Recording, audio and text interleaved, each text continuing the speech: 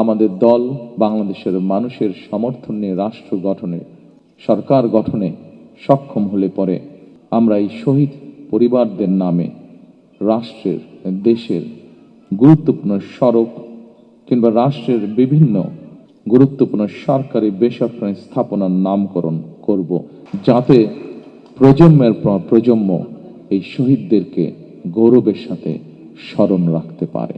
আজকের এই অনুষ্ঠানটি এবং এই অনুষ্ঠানে আপনারা যারা উপস্থিত হয়েছেন, যারা বক্তব্য রেখেছেন, তারা যখন তাদের কষ্টের কথাগুলো তুলে ধরছিলেন, বলছিলেন, তখন প্রতি মুহূর্তেই আমি মানসিকভাবে যা চিন্তা করেছিলাম, বলবো প্রতি মুহূর্তেই তার খেইটি হারিয়ে ফেলছিলাম।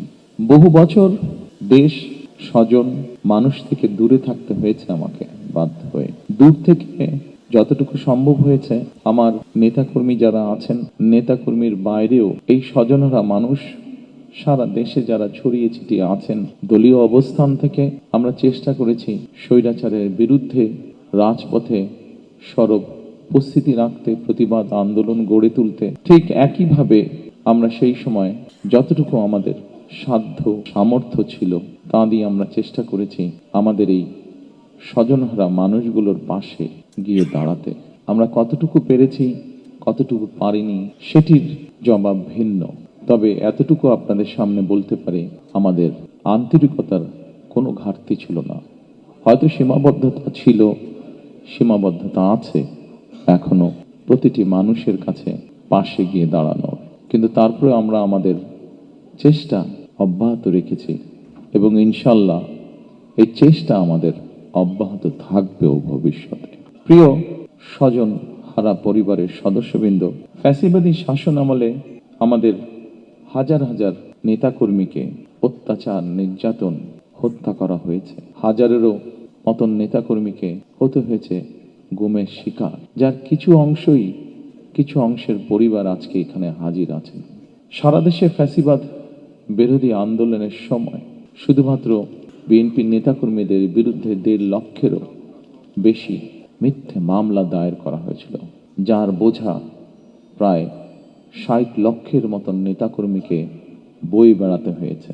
এর ভেতরে লক্ষ লক্ষ নেতাকর্মী বছরের পর বছর, মাসের পর মাস, সপ্তাহের পর সপ্তাহ, দিনের পর দিন ঘরবাড়ি ছাড়া থাকতে হয়েছে, স্বজন হারা থাকতে হয়েছে, স্বজন থেকে দূরে থাকতে হয়েছে। এই সকল মামলাই ছিল রাজনৈতিক উদ্দেশ্য প্রণোদিত। গুম খুনের সেই বিভীষিকাময় দিনের বা রাতের অবসান হয়েছে। বাংলাদেশের মানুষ গণতন্ত্রের পথে হাঁটতে শুরু করেছে। যেসব মানুষরা তাদের স্বজন হারিয়েছেন, যেসব মায়েরা তাদের সন্তান হারিয়েছেন, যেসব বোনেরা তাদের স্বামীকে হারিয়েছেন, যেসব সন্তানেরা তাদের পিতাকে হারিয়েছেন, তাদের সত্যিকারভাবে যদি বলতে হয়, আসলে আপনাদেরকে সান্ত্বনা দেওয়ার মতন ভাষা বোধহয় আমাদের কাছে নেই। এক দুঃসহ সময় আমরা অতিক্রম করেছি। এই দুঃসময় এই মঞ্চে দাঁড়িয়ে আজকে এমন কয়েকজন সন্তান তার কষ্টের কথাটি উল্লেখ করে গেছেন, যে সন্তান এক দিনের জন্যও তার পিতাকে হয়তো বা পিতার মুখকে হয়তো দেখার সুযোগ পান নাই। তেমন সন্তান আজ আমাদের ভেতরেই আছে উপস্থিত। হয়তো বা একমাত্র আল্লাহ রাব্বুল আলামিন জানেন যে সন্তান তার পিতাকে না দেখার কষ্টের কথা এখানে বলে গিয়েছে। আমরা জানি না, একমাত্র রব্বুল আলামিন জানেন সেই সন্তান তার পিতাকে আবার কোনোদিন দেখবে কিনা। অনেক সন্তান এখনো অপেক্ষায় আছেন। আমি এখানে ঢোকার সময় মায়ের ডাকের পক্ষ থেকে কতগুলো ফটো এক্সিবিশনের মতন এক্সিবিট করা হয়েছে ওখানে। সেখানে একটি ছবি দেখেছি। সেই ছবি থেকে আমার মনে হয়েছে আমার মনের সাথে সেই ছবিটি মিলে গিয়েছে মনের কথার সাথে। অনেক সন্তান এখনো অপেক্ষায় আছে যে তাদের সেই গুম বা হারিয়ে যাওয়া, যেভাবে বলি গুম হয়ে যাওয়া পিতা হয়তো এখনো হঠাৎ করে তাদের দরজায় এসে কড়াটি নাড়বে। অনেক মা হয়তো এখনো অপেক্ষায় আছেন তার গুম হয়ে যাওয়া প্রিয় সন্তানটি হঠাৎ করেই মায়ের সামনে এসে হাজির হয়ে মা বলে ডাকবেন। গুম খুন অপহরণের শিকার এইসব মানুষের শোকাতুর পরিবারগুলোর আশা ভাষা হয়ে কাজ করে যাচ্ছে একটি সংগঠন, মায়ের ডাক। ফ্যাসিবাদের শিকার মানুষদের প্রিয় মুখ হয়ে উঠেছে মায়ের ডাকের সানজিদা ইসলাম তুলি। দল হিসেবে সাধ্য এবং সামর্থ্যের সবটুকু নিয়ে নির্যাতিত পরিবারগুলোর পাশে দাঁড়িয়েছে আমরা বিএনপি পরিবার। প্রিয় স্বজনহারা পরিবারের সদস্যবৃন্দ, ১.৫ শতকেরও বেশি সময় ধরে ফ্যাসিবাদ বিরোধী আন্দোলনের তীব্রতা কখনো কখনো হয়তো কিছুটা স্তিমিত হয়েছে, কিংবা আন্দোলন কখনো তুঙ্গে উঠেছে, এবং এই আন্দোলন করতে গিয়ে বছরের পর বছর ধরে অসংখ্য গুম খুন অপহরণ, মিথ্যা মামলার হয়রানি নির্যাতনের পরও বিএনপির একজন নেতাকর্মীও কিন্তু রাজপথ ছাড়েনি। একই পরিবারের এক ভাই গুম হয়েছে, আরেক ভাই গিয়ে তার জায়গায় পরের দিন রাজপথে আন্দোলনকে আরো তীব্রতর করার প্রতিজ্ঞার শপথ নিয়ে দাঁড়িয়ে গিয়েছে।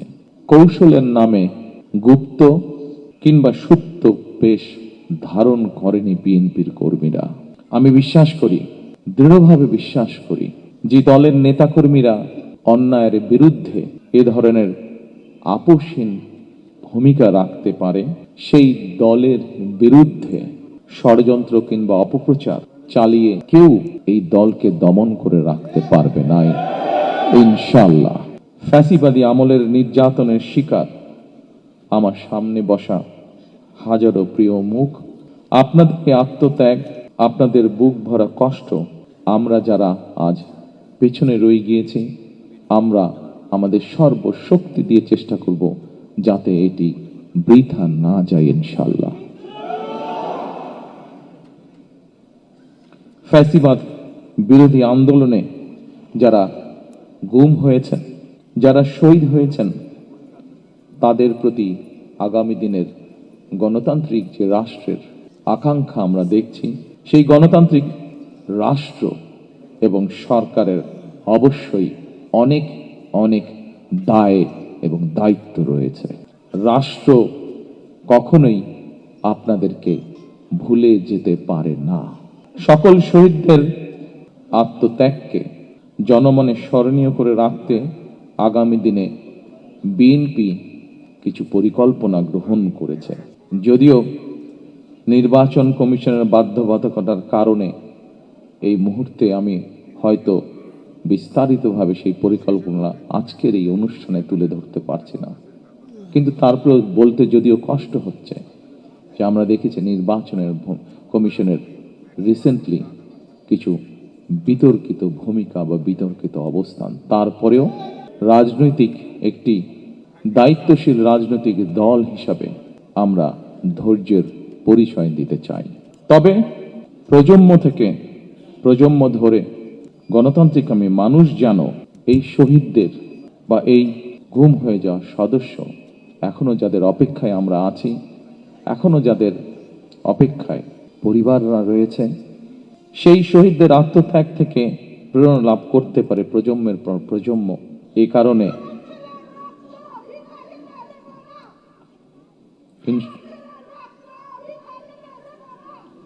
ইনশাল্লাহ ইনশাল্লাহ মা, ইনশাল্লাহ আমরা আপনার সাথে আছি, আমরা আপনার সাথে আছি মা। এ কারণেই যা আজ থেকে এক যুগেরও বেশি সময় আগে আমি বলেছিলাম, আজ আবারও এই স্বজনহারা মানুষগুলোর সামনে আমি তুলে ধরতে চাই। সেটি হলো, ইনশাল্লাহ আমাদের দল বাংলাদেশের মানুষের সমর্থন নিয়ে রাষ্ট্র গঠনে, সরকার গঠনে সক্ষম হলে পরে আমরা এই শহীদ পরিবারদের নামে রাষ্ট্রের, দেশের গুরুত্বপূর্ণ সড়ক কিংবা রাষ্ট্রের বিভিন্ন গুরুত্বপূর্ণ সরকারি বেসরকারি স্থাপনার নামকরণ করব,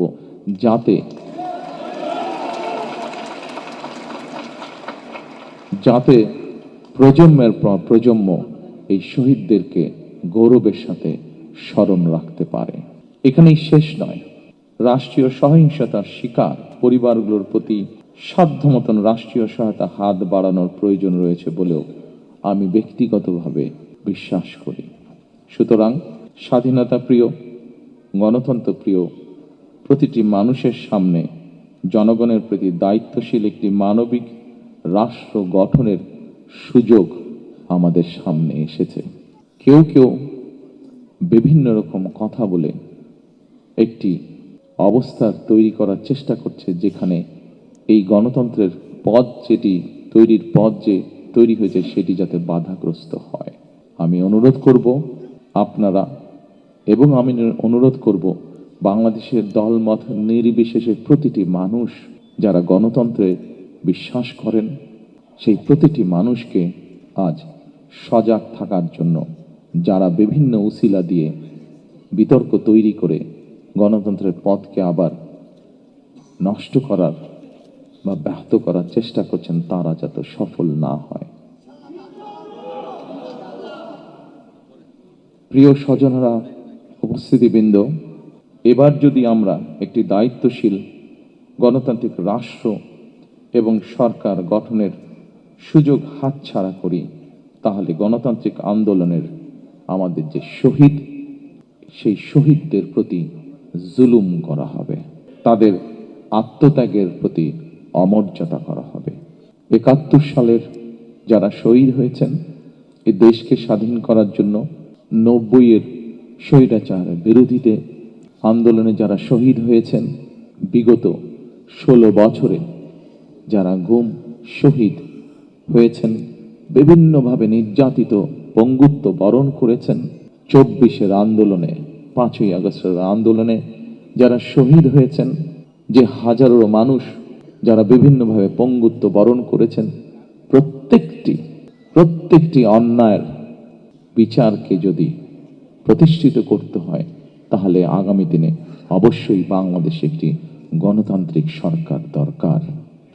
যে গণতান্ত্রিক সরকার, আপনারা যারা আজকে সামনে বসে আছেন, এখানে উপস্থিত হয়েছেন শত কষ্ট বুকে নিয়ে, এই মানুষগুলো যাতে ন্যায় বিচার পেতে পারে, দেশের আইনের দৃষ্টিতে আইন অনুযায়ী যাতে ন্যায় বিচার পেতে পারে, তার একটি মাত্র উপায় হচ্ছে, সেই ন্যায় বিচারকে নিশ্চিত করার একটি মাত্র উপায় হচ্ছে বাংলাদেশে আগামী দিনে অবশ্যই একটি গণতান্ত্রিক সরকার প্রতিষ্ঠিত করতে হবে। যেই সরকার জনগণের আকাঙ্ক্ষা পূরণে কাজ করবে, যেই সরকার মানুষের যারা নির্যাতিত হয়েছে, অত্যাচারিত হয়েছে, তাদের প্রতি ন্যায় বিচার করবে। আসুন আমরা আজকে সেই শপথ গ্রহণ করি, আমরা আজকে সেই প্রত্যাশা করি। আপনাদের আজকে এখানে আসা, এখানে উপস্থিত হওয়া যাতে বৃথা না যায়। আরো যাতে শহীদ যারা আছেন, শহীদ পরিবার আছেন, প্রত্যেকটি মানুষ সময়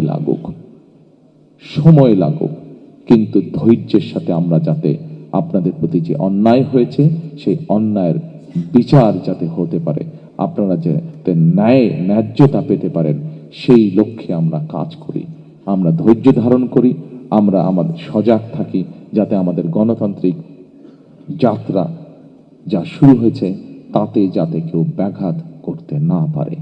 পরিশেষে আবারও শহীদদের আত্মার মাগফিরাত কামনা করে, যারা নির্যাতিত অত্যাচারিত শহীদ পরিবার, যারা গুম পরিবার, প্রত্যেকের যাতে আইনের দৃষ্টিতে ন্যায্যতা, ন্যায় যাতে প্রত্যেকের প্রতি নিশ্চিত হয়, সেই প্রত্যাশা রেখে আমার বক্তব্য শেষ করছি। আল্লাহ হাফেজ। Next level, well done, side by side, free.